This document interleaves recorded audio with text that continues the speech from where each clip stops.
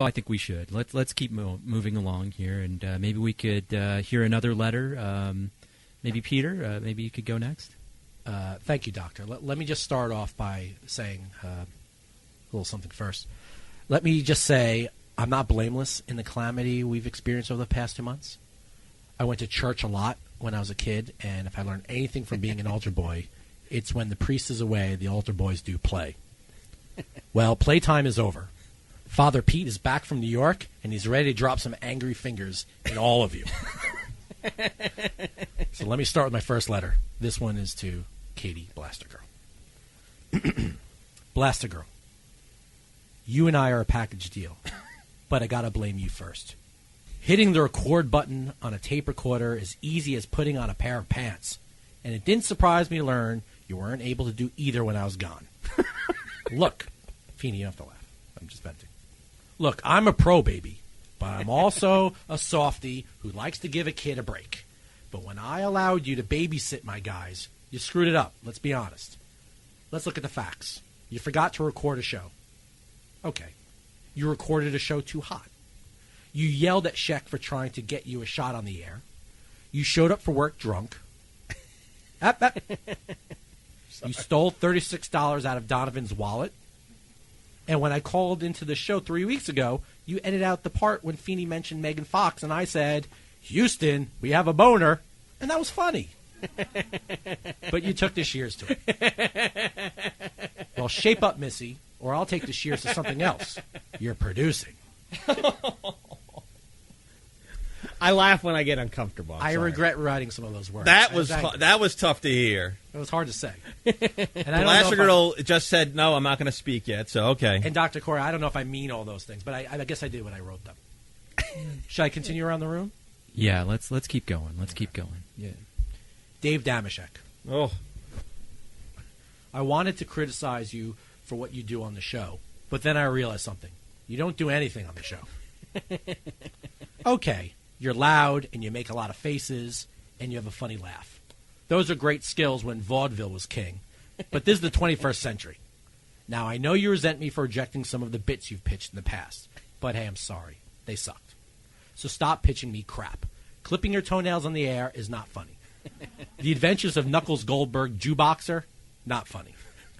Leave the comedy for the professionals and do the two things we all know you can do better than anyone else in the world.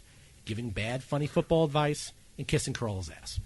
That felt good. I'm sorry. I forgot. I never heard the Adventures of Knuckles Goldberg Jukeboxer. Not as funny as you think. What would he do during his adventures? Listen. I'm not gonna air that now because I'm planning to at some point soon sit down with some network executives and see if they want that the comedy. Adventures of Knuckles Goldberg very Jukeboxer. Good. It's a comedy, but it's got a heart to it. They need it. Yeah. So the networks need that. But you know what? I'd love to see if you have some free time. I love your character work, and maybe you could do some stuff with that. All right, but guys, you still have to get to Feeney. I do have some hard things to say. And this one, if I'm not looking in the eye, Feeney, just know that it's hard for me to say a lot of these words. But I meant them when I wrote them, so here they are.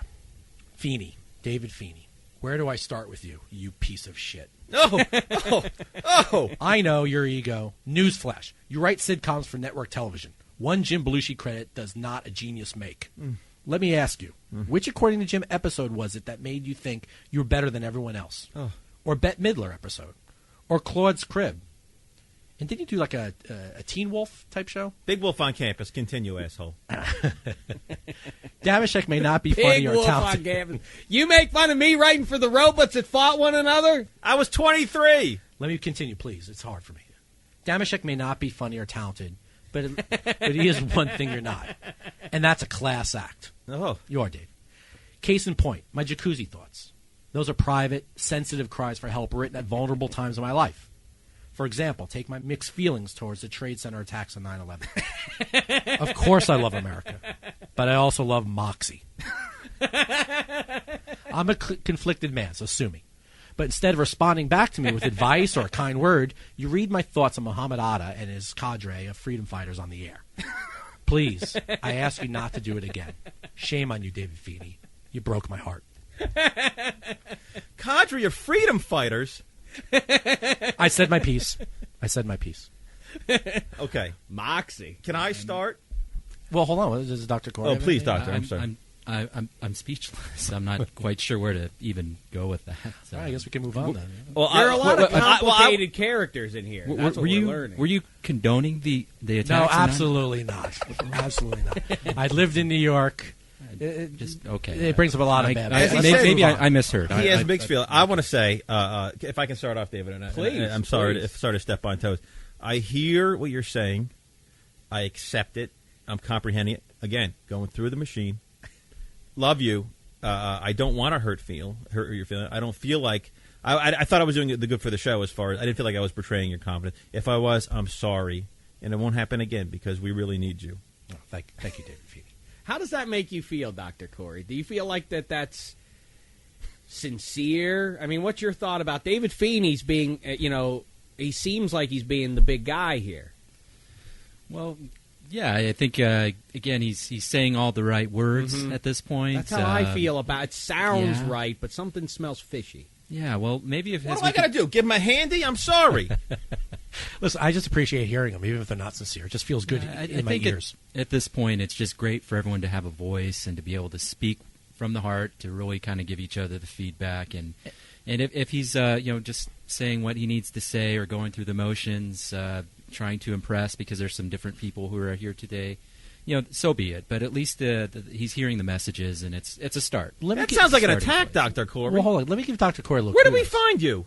I've got to tell you something. I feel a lot better just saying those words. Just letting them out there. I feel like a great weight is off my Which one? back. Houston, we have a boner? Those words? Okay, well, let's move it along. Maybe we could have David Feeney. Can you go next? Would that be okay? Absolutely. It's Mr. Feeney to you, and I feel bad about the ego. I don't like the ego talk about Not me. at all in the spirit of... Unfortunately, I've been very busy entertaining the world. I didn't have a lot of time to write my letter, but I did write something down. But it's very brief. It wasn't the preamble or the long, thought-out process. So right away, I want to say I apologize. Please forgive me for not putting the time and energy into it. But let me just start. It's very, very quick. My email to Damashek: get out of my studio. To Blaster Girl: get out of my dreams. Jacuzzi Pete: get out of my fridge. Jesus Christ. What was that? I mean, that seems just That's not sincere. 180 degrees from what we need to do here I today, thought we were Dr. doing a Cory. bit. I didn't know this was going to be a serious healing thing. I thought that was going to be a bit. I'm sorry. Blaster Girl and I Forgive me. poured our hearts out.